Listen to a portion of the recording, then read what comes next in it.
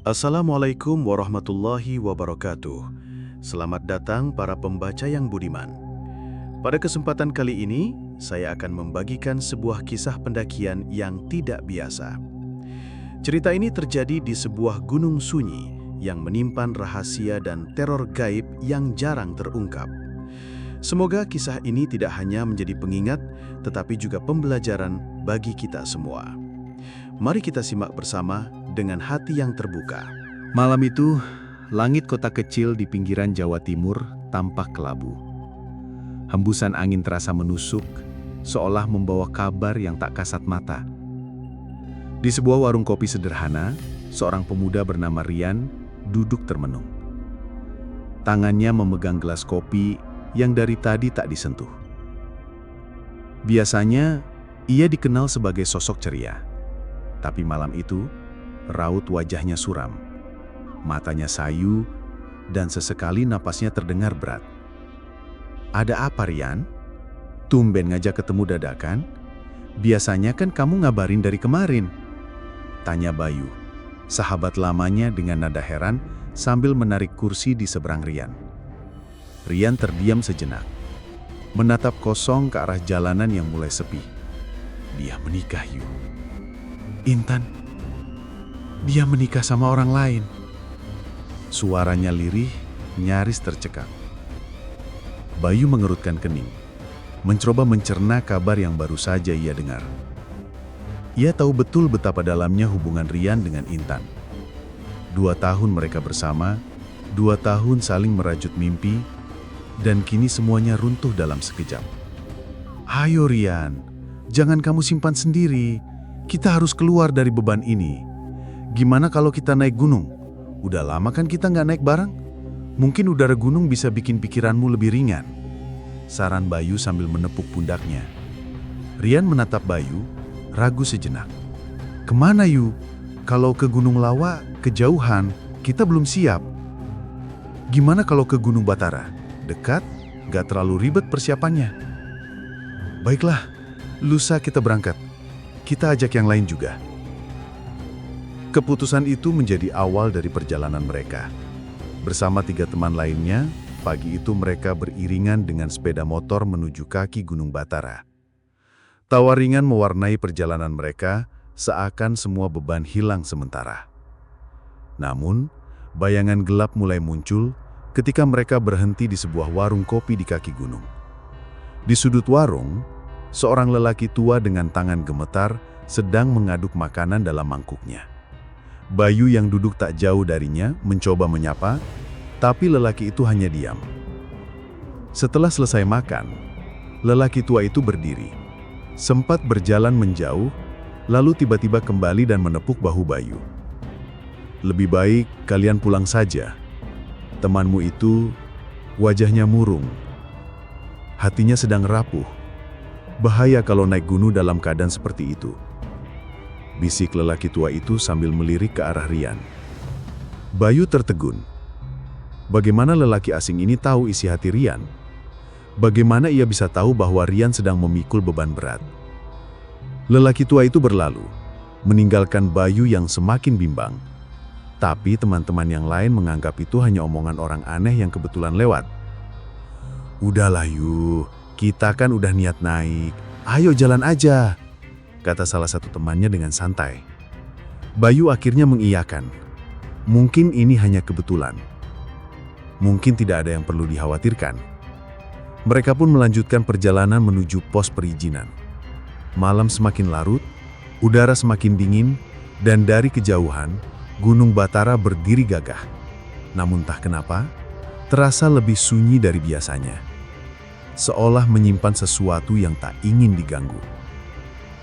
Perjalanan yang awalnya diniatkan untuk mengobati luka, perlahan-lahan berubah menjadi langkah menuju rahasia yang tak seharusnya mereka buka. Bayu dan Rian adalah sahabat lama yang tumbuh bersama di sebuah kota kecil bernama Sidomulyo. Kota yang tak begitu ramai namun penuh dengan kenangan masa kecil mereka. Sejak kecil, keduanya sudah seperti saudara, selalu bersama dalam suka maupun duka. Bayu dikenal sebagai sosok yang tegas, penuh semangat, dan selalu menjadi penguat bagi orang-orang di sekitarnya. Sementara Rian, meskipun periang, ternyata menyimpan sisi rapuh yang jarang ia tunjukkan pada orang lain. Rian adalah seorang pemuda yang mudah terhanyut dalam perasaan. Ia mudah mencintai, mudah mempercayai, dan ketika dikhianati, hatinya mudah hancur. 2 tahun ia membangun mimpi bersama Intan, seorang gadis yang selama ini ia yakini akan menjadi pendamping hidupnya. Namun takdir berkata lain, dan kabar bahwa Intan menikah dengan pria lain menghancurkan dunia yang telah ia susun rapih dalam benaknya.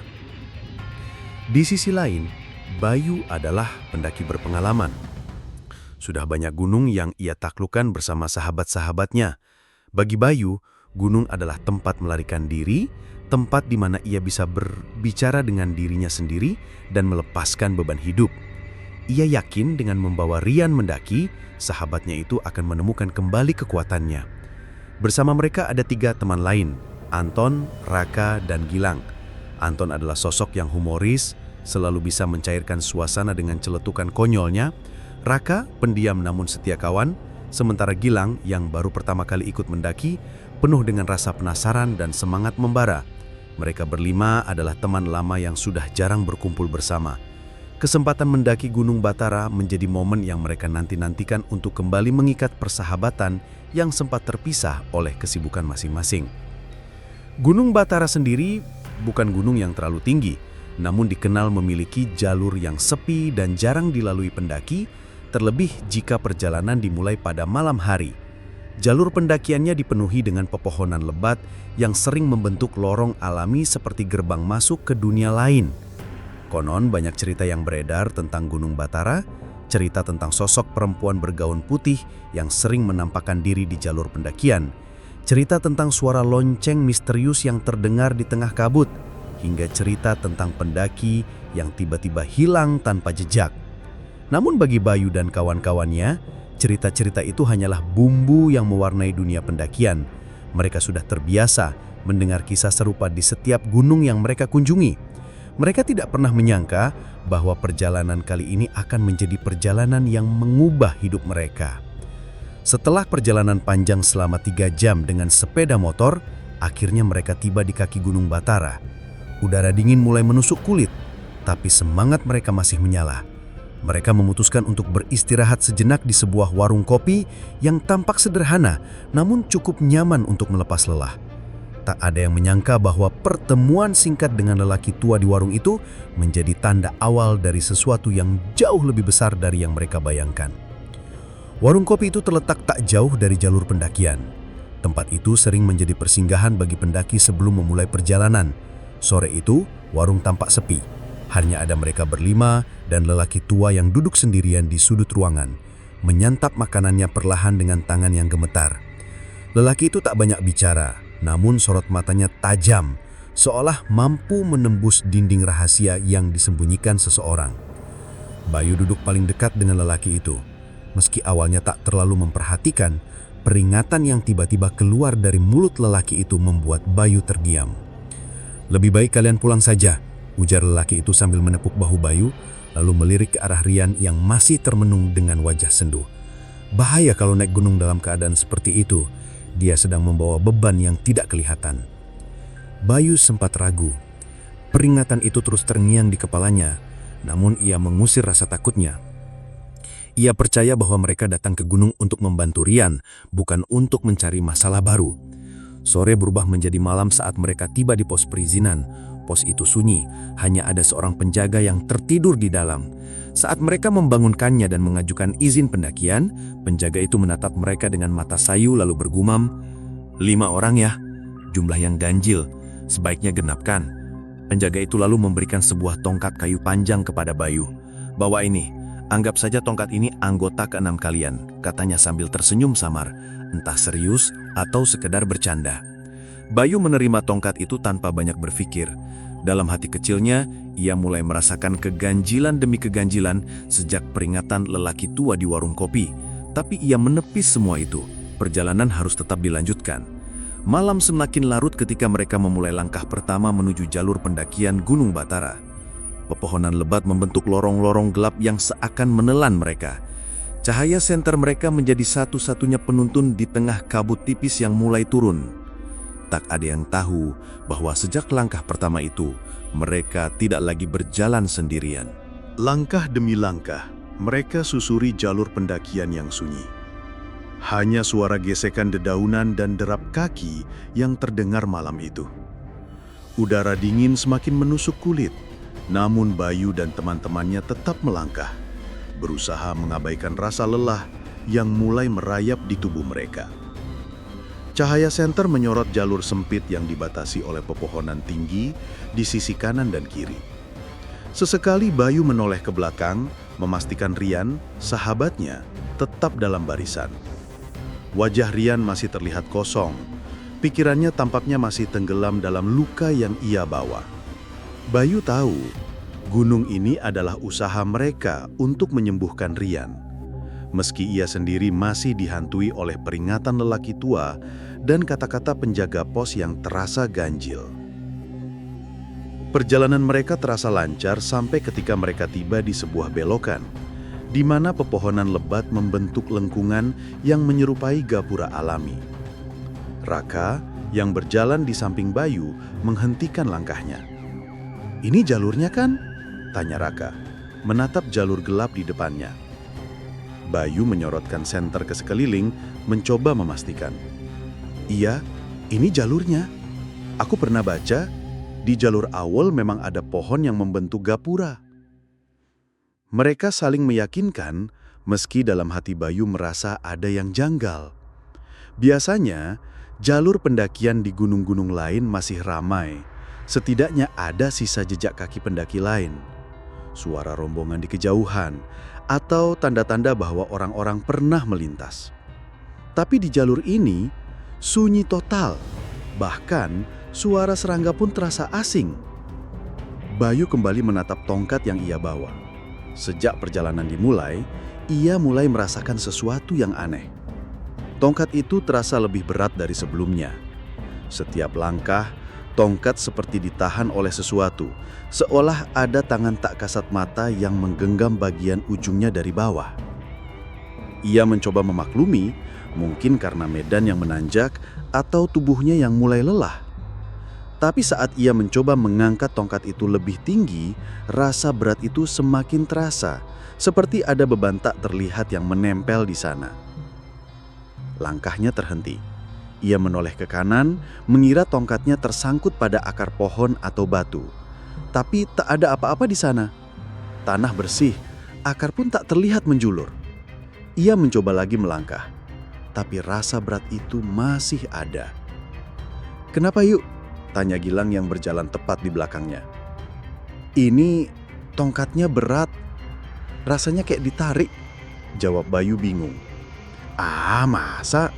Paling kamu kecapean," sahut Anton santai sambil terkekeh. "Ayo lanjut, nanti kemalaman." Bayu mengangguk, mencoba mengabaikan keganjilan itu. Tapi baru beberapa langkah, rasa berat itu muncul lagi, bahkan lebih kuat. Ia berhenti lagi, kali ini dengan napas yang mulai tak beraturan. Ia menoleh ke arah Rian yang berjalan di tengah barisan. "Rian, kamu nggak apa-apa kan?" tanya Bayu mencoba mengalihkan pikirannya. Rian yang sejak tadi terdiam menoleh perlahan. Tatapannya kosong, seperti orang yang baru terbangun dari lamunan panjang. "Aku nggak apa-apa yuk, lanjut aja." Meski begitu, Bayu tak bisa mengusir rasa resah yang mulai menghimpit dadanya. Ia memutuskan untuk berhenti sejenak di bawah pohon besar di tepi jalur. Mereka duduk melingkar, melepaskan beban di punggung sambil minum dan mengatur napas. Suasana di sekitar terasa begitu sunyi, bahkan suara burung malam pun nyaris tak terdengar. Hanya angin yang berhembus pelan membawa aroma tanah basah dan dedaunan kering. Bayu menatap Rian yang duduk agak menjauh, menunduk, seolah berbicara dengan dirinya sendiri. "Rian, jangan ngelamun terus. Kita ini naik gunung buat bikin kamu senang, bukan buat kamu tambah murung," ucap Bayu mencoba memecah keheningan. Rian tersenyum tipis, tapi senyuman itu terasa pahit. "Maaf yuk, aku cuma lagi mikir." "Nggak apa-apa kok, ayo kita lanjut." Mereka kembali berjalan, namun Bayu mulai memperhatikan sesuatu. Setiap kali ia menoleh, Rian selalu melirik ke sisi jalur, seolah ada sesuatu yang menarik perhatiannya. Kadang ia menatap ke semak-semak, kadang ke pepohonan gelap, kadang berhenti sejenak seperti mendengar suara yang tak terdengar oleh yang lain. Bayu semakin khawatir, tapi ia memilih untuk tetap diam. Ia berpikir mungkin Rian hanya lelah atau pikirannya masih terbawa perasaan. Perjalanan berlanjut hingga mereka tiba di sebuah pos kecil di tengah jalur. Mereka memutuskan untuk bermalam di sana. Saat mereka mendirikan tenda, Bayu tak henti mengawasi Rian yang kini mulai sering melamun dan menjauh dari kelompok. Malam pun tiba dan udara dingin semakin menusuk kulit. Mereka duduk melingkar di depan tenda, bercanda, dan minum teh hangat. Tapi Rian tetap terdiam, sesekali menatap kosong ke dalam hutan. Ketika yang lain mulai mengantuk, Bayu menyadari hal yang janggal. Biasanya, mereka semua adalah anak-anak yang kuat bergadang, sering tidur larut atau bahkan subuh. Tapi malam itu, semua kecuali Rian terasa sangat mengantuk, seolah ada sesuatu yang menarik mereka untuk terlelap lebih cepat. "Santai aja yuk, tidur duluan gak apa-apa. Aku mau duduk di luar sebentar," kata Rian pelan. "Yakin, jangan ngelamun ya, jangan jauh-jauh dari tenda," pesan Bayu. Rian hanya mengangguk tanpa menoleh.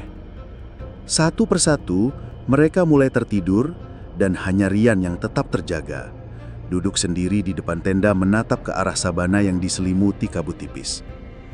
Dalam kesunyian malam itu, bunyi kecil seperti lonceng mulai terdengar dari kejauhan. Gemerincing halus yang pelan-pelan menyemakin mendekat, mengiris keheningan malam. Rian menajamkan pendengaran, matanya menelisik ke dalam kabut. Suara lonceng itu semakin jelas. Bersamaan dengan itu, dari balik kabut, perlahan muncul sosok perempuan berbusana putih panjang dengan selendang yang menjuntai menyapu tanah. Kakinya mengenakan gelang lonceng yang berbunyi setiap ia melangkah. Perempuan itu tersenyum lembut ke arah Rian, matanya menatap tajam seolah menghipnotis. "Ikut aku," bisiknya pelan seperti angin yang menyapu dedaunan. Dan saat itulah, tanpa sadar, Rian mulai berdiri, melangkah perlahan mengikuti perempuan itu yang berjalan masuk ke dalam kabut malam. Langkah yang perlahan memisahkan dirinya dari tenda, dari teman-temannya, dan dari dunia nyata yang mulai menjauh darinya. Perjalanan yang mereka kira akan membawa ketenangan, ternyata baru saja membuka pintu menuju sesuatu yang tak pernah mereka duga. Pagi itu, sinar matahari yang hangat menerobos sela-sela tenda membangunkan Bayu dan teman-temannya. Udara segar pegunungan menyambut mereka, namun suasana terasa janggal. Bayu membuka matanya perlahan dan segera menoleh ke sisi tenda. Rian tidak ada. Panik, Bayu segera membangunkan Anton, Raka, dan Gilang. "Rian gak ada, dia gak di tenda," serunya membuat ketiganya sontak terbangun. Tanpa pikir panjang, mereka keluar dari tenda dan mencari ke sekeliling sabana yang masih diselimuti kabut tipis. Hembusan angin membawa kegelisahan. Suara langkah kaki mereka berlarian memecah kesunyian. Tak lama, mereka bertemu dengan rombongan pendaki lain yang baru turun dari puncak. Seorang di antara mereka memanggil, "Mas, itu teman kalian ya? Sendirian di sana, kayaknya kedinginan. Kami temuin dia di bawah pohon." Bayu segera berlari ke arah yang ditunjukkan. Di bawah pohon besar, ia melihat Rian duduk memeluk lutut. Tubuhnya gemetar hebat, bibirnya membiru, nafasnya terengah-engah. Dua orang pendaki mencoba menghangatkannya dengan jaket, namun Rian tampak linglung dan nyaris tak mengenali mereka. Rian, kamu kenapa?" Bayu mengguncang tubuh sahabatnya dengan panik. Rian tidak menjawab, matanya kosong, seolah jiwanya entah berada di mana. Pendaki lain segera membantu membungkus tubuh Rian dengan sleeping bag, mengganti bajunya yang basah dengan pakaian hangat, dan menyeduh teh untuknya. Mereka semua bekerja cepat, berusaha menyelamatkan Rian dari hipotermia yang mengancam. Hampir 1 jam berlalu, barulah Rian perlahan mulai sadar. Ia memandang Bayu dengan tatapan kosong. "Aku, di mana ini?" "Kamu di tenda." Kita masih di sabana. Kita akan turun setelah ini. Kamu harus kuat, Rian, ucap Bayu pelan sambil menahan rasa cemas yang semakin menggunung. Perjalanan mereka ke puncak pun dibatalkan. Bayu memutuskan untuk segera turun. Mereka tidak bisa mengambil risiko lebih besar dengan kondisi Rian yang masih lemah. Namun, perjalanan turun ternyata bukan menjadi akhir dari segalanya. Justru disinilah mimpi buruk mereka benar-benar dimulai. Di tengah perjalanan turun, tepat di sebuah pos yang mereka singgahi untuk beristirahat, tubuh Rian tiba-tiba kaku. Jemarinya mengepal, rahangnya mengeras, matanya melotot menatap tajam ke sekeliling, dan dari mulutnya keluar desahan berat yang perlahan berubah menjadi jeritan aneh. Huh, huh. Suara itu keluar dari mulut Rian, namun nadanya terdengar asing. Bukan suara Rian. Tubuhnya menggigil, tapi matanya menatap liar, seolah ada sesuatu yang berusaha menguasai dirinya. Bayu dan yang lain panik. Mereka berusaha menahan tubuh Rian yang mulai memberontak, namun kekuatannya seolah berlipat. Rian menggigit bibir, mengepalkan tangan, dan tubuhnya bergetar hebat seperti orang yang kerasukan. "Ada minyak kayu putih, cepat!" teriak Anton sambil merogoh tas. Mereka tak tahu harus berbuat apa. Suasana semakin mencekam. Tidak ada pendaki lain di sekitar mereka. Jalur itu benar-benar sepi, seakan gunung itu sengaja menahan mereka di sana. Setelah 15 menit penuh ketegangan, tubuh Rian akhirnya perlahan melemas. Ia terdiam, matanya mulai berkejap normal dan kesadarannya kembali. Namun, wajahnya masih pucat, tubuhnya lemas, dan ia hanya mampu berbisik, Ayo kita cepat turun. Aku nggak kuat lagi." Tanpa membuang waktu, mereka melanjutkan perjalanan turun dengan tergesa-gesa. Namun rasa cemas Bayu tak kunjung reda. Ia tahu ada sesuatu yang mengikuti mereka. Sesuatu yang tak kasat mata, namun kehadirannya terasa begitu nyata. Setibanya di pos perizinan, Bayu segera melapor dan menyerahkan kembali izin pendakian. Penjaga pos yang sebelumnya memberikan tongkat menatap mereka dengan tatapan serius. "Tongkatnya, Mas? Kemarin saya pinjamkan tongkat," tanya si penjaga. Bayu tertegun. Baru sadar bahwa tongkat itu tertinggal di sabana. "Maaf, Pak. Kemarin kami buru-buru turun. Teman saya ini, dia hampir kena hipotermia. Saya sampai lupa sama tongkat itu." Penjaga itu menghela nafas panjang. "Saya kasih tongkat itu bukan tanpa alasan, Mas. Saya lihat dari awal, rombongan kalian ganjil. Tongkat itu untuk menggenapkan jumlah kalian. Kalau tertinggal, ya sudah. Tapi saya sarankan, segera bawa teman ini ke orang yang paham. Kalau saya lihat, anak ini baru aja ketempelan." Bayu tercekak. Kata-kata si penjaga pos membuat bulu kudutnya meremang. Tanpa membuang waktu, mereka langsung pulang ke rumah masing-masing. Namun petaka belum selesai. Sore harinya, tepat ketika azan maghrib berkumandang, Rian tiba-tiba mengamuk di rumah. Ia menjerit-jerit, matanya melotot lebar, tubuhnya mengguncang hebat dan seluruh barang di dalam rumah diobrak-abrik. Orang tuanya yang panik segera memanggil seorang ustadz yang tinggal di dekat rumah mereka. Proses ruqyah pun dilakukan. Tubuh Rian memberontak, suaranya mengerang keras, kadang tertawa kecil dengan suara perempuan, kadang menangis lirih seperti anak kecil. Suasana rumah berubah menjadi mencekam. Bayu yang datang tak lama setelah itu hanya bisa menatap sahabatnya dengan rasa bersalah yang mendalam. Beberapa menit setelah proses ruqyah berlangsung, tubuh Rian akhirnya tenang. Nafasnya teratur, matanya mulai memancarkan kesadaran. Keesokan harinya, Rian memanggil Bayu ke rumahnya. Dengan suara pelan, ia mulai bercerita. Dan saat itulah Bayu baru tahu bahwa apa yang mereka alami selama pendakian tidak sesederhana yang mereka kira. Rian menceritakan bahwa sejak mereka meninggalkan warung kopi, ia sudah merasakan kejanggalan. Ia melihat seorang perempuan bergaun putih berdiri di tepi hutan, memandanginya dengan tatapan kosong. Di pos perizinan, ia melihat sosok perempuan dengan rambut kusut dan kulit pucat yang mengintip dari balik dinding. Namun yang membuat Bayu benar-benar terdiam adalah ketika Rian menceritakan tentang tongkat itu. "Yuk, aku lihat ada anak kecil, rambutnya dikuncir dua, kulitnya hitam gosong. Dia megang tongkat yang kamu bawa. Makanya kamu bilang tongkatmu berat kan? Karena anak itu nempel di tongkat itu. Aku lihat dia jelas banget," ucap Rian dengan mata yang nyaris berkaca-kaca. Bayu hanya bisa terdiam. tubuhnya membeku. Ia tidak pernah merasa begitu dekat dengan sesuatu yang tak terlihat seperti saat itu. Dan ternyata, kisah itu belum sepenuhnya berakhir. Sejak kejadian malam itu, hidup Rian tak pernah lagi sama. Meskipun sudah menjalani beberapa kali ruqyah, ia sering mengeluh tentang suara-suara aneh yang terus mengikuti. Kadang suara tangisan anak kecil di tengah malam, kadang desisan samar yang memanggil namanya dari balik pintu, dan kadang suara perempuan yang lembut membujuknya untuk kembali. "Ayo Rian, kembali ke rumahku. Rumahku indah, aku sudah menunggumu." Suara itu terdengar jelas, terutama saat waktu menjelang maghrib. Setiap sore menjelang azan, tubuh Rian mulai menunjukkan reaksi aneh. Matanya berkedip cepat, tangannya gemetar, dan pandangannya kosong menembus dinding rumahnya. Orang tuanya mulai khawatir. Setiap waktu senja tiba, mereka harus selalu berada di sisi Rian, berjaga-jaga jika tiba-tiba ia kembali kerasukan. Bayu yang melihat kondisi sahabatnya semakin memburuk, merasa terpukul. Ia menyalahkan dirinya sendiri karena memaksakan pendakian waktu itu. Peringatan dari lelaki tua di warung kopi dan penjaga pos, semuanya ia abaikan. Akhirnya, Bayu mencari bantuan yang lebih dalam. Ia menemui Ustadz Karim, seorang yang dikenal memiliki keilmuan ruqyah dan sering membantu orang-orang yang mengalami gangguan gaib.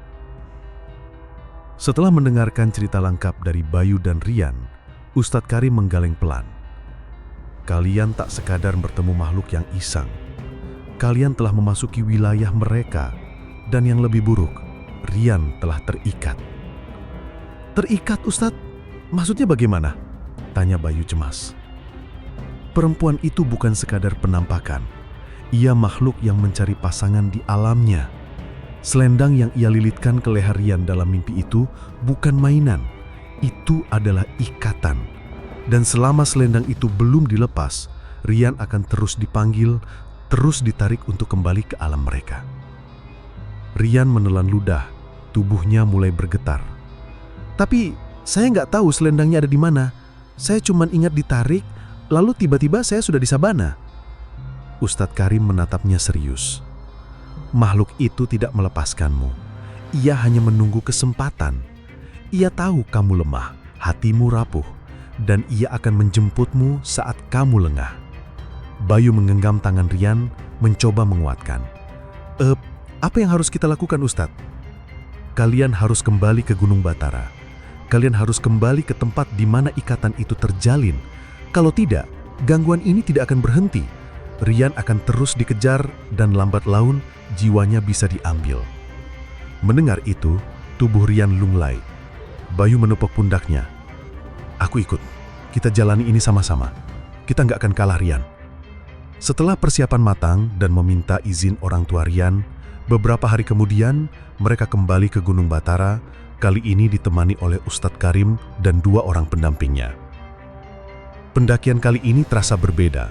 Setiap langkah yang mereka ambil, setiap pohon yang mereka lewati, seolah membawa mereka kembali pada mimpi buruk yang belum selesai. Udara di sepanjang jalur pendakian terasa lebih dingin, lebih sunyi, bahkan burung dan serangga seolah enggan bersuara. Setibanya di jalur gapura alami, Ustadz Karim berhenti. Ia memejamkan mata, melantunkan doa perlahan. Disinilah jalur perbatasan mereka. Mulai dari sini, kita harus lebih waspada. Bayu berjalan di depan, Rian di tengah, dan Ustadz Karim di belakang melafalkan ayat-ayat suci tanpa henti. Tiba di sabana, mereka mencari tongkat yang dahulu tertinggal. Anehnya, tongkat itu masih tergeletak di tempat yang sama, meski sudah berhari-hari berlalu, seolah sesuatu sengaja menjaganya tetap di sana.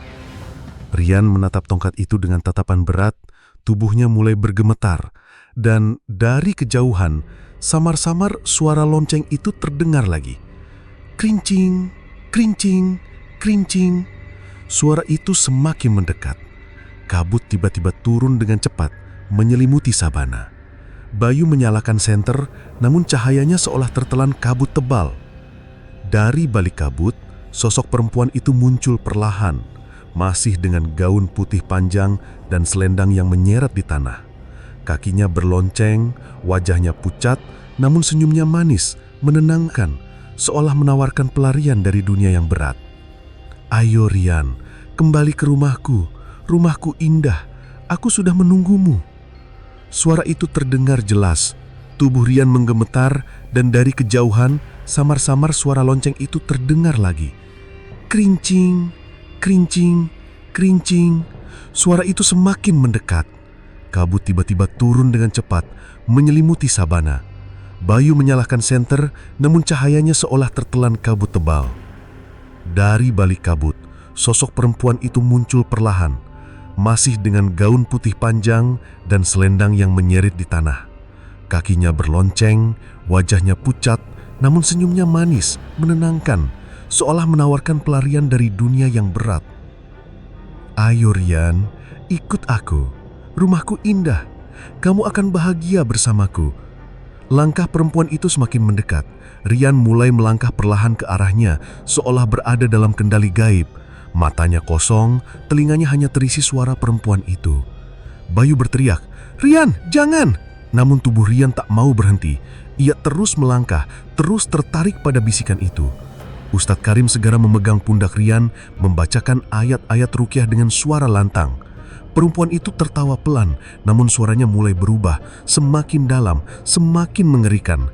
"Ayo Rian, jangan dengarkan mereka. Hanya aku yang mengerti kamu. Hanya aku yang bisa membuatmu lupa sakitmu." Tubuh Rian bergetar keras. Mulutnya bergumam, "Iya, aku ingin pergi. Aku capek." Bayu berlari ke arahnya, memeluk Rian dari belakang. "Rian, ingat, kamu masih punya aku. Kita sahabat, kamu gak sendirian." Air mata Bayu menetes, memeluk sahabatnya sekuat tenaga. "Kamu mau ninggalin aku, Rian? Kamu mau nyerah begitu aja?" Tubuh Rian berhenti. Perlahan, matanya mulai berkedip. Suara Ustadz Karim semakin keras. Bacaan ayat-ayat suci menggema, memecah kabut yang makin tebal. Perempuan itu mulai mundur.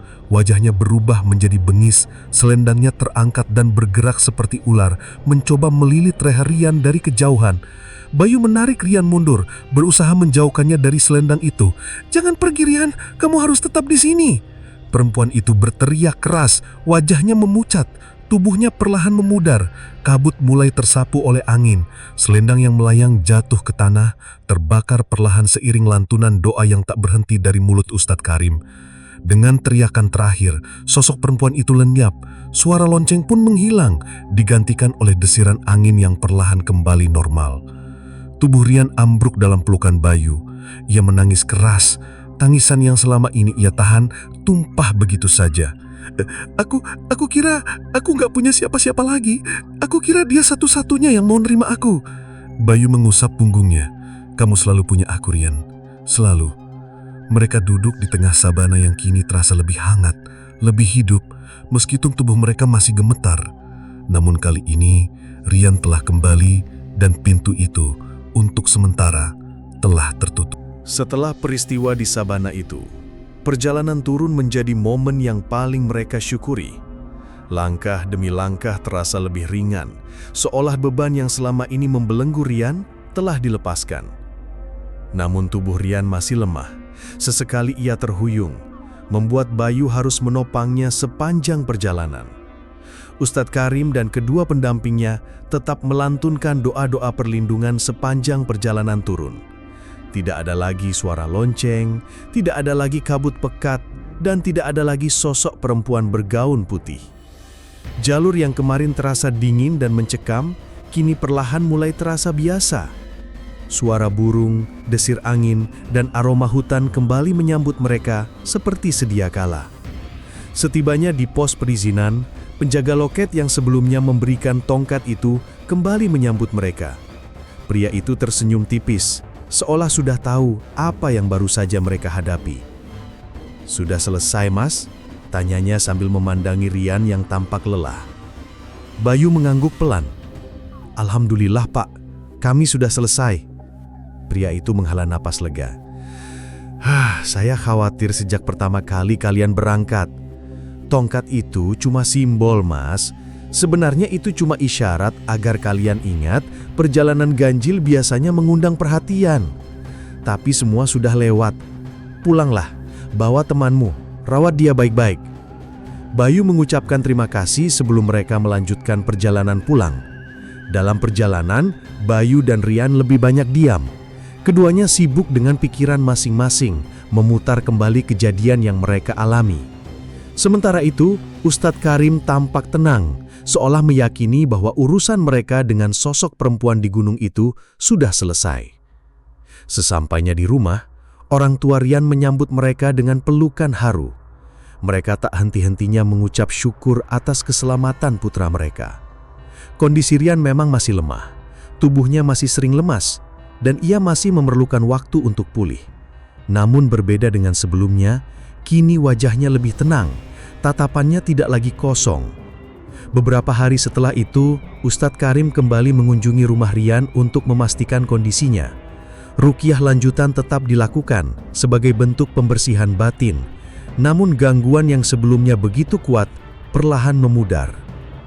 Alhamdulillah, ikatan itu sudah lepas, ujar Ustadz Karim suatu sore kepada Bayu.